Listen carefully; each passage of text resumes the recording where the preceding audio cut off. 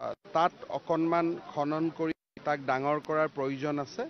মই এবাৰ আমাৰ বান নিয়ন্ত্ৰণ মন্ত্ৰী জলসম্পদ মন্ত্ৰী পীযুষ হাজৰিকাক দিম যাতে এটা দীৰ্ঘম্যাদী পৰিকল্পনা এটা যাতে ল'ব পৰা যায়। ইয়াতে আমাৰ প্ৰকল্পৰ ইতিমধ্যে পৰিকল্পনা প্ৰস্তুত হৈছে। আমি ভাবোঁ অহা 6 মাহৰ ভিতৰত ৰাইজক আমি দেখুৱাব পাৰিম যে আমি কি কৰিব খুজিছোঁ।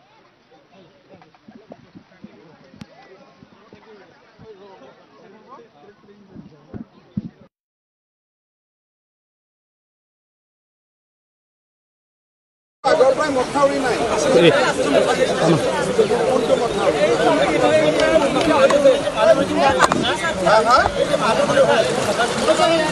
এটা কাম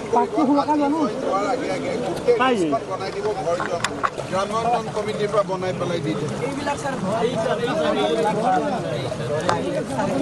এই ঘৰবিলাকতো গোটেই গৈছে। সেইটো হ'ল মথাউৰি। মথাউৰিটো আগত কোনফালে যোগ হয় ভাঙা নাই কাম কৰে জংঘল জংঘল আছিলে সেইখিনি ভাঙিছে। ছাৰ আমি লাগিছিলোঁ সেইখিনি নাভাঙিলে। এই মথাউৰিটো লাষ্ট কেতিয়া চকু দিয়া হৈছিলে?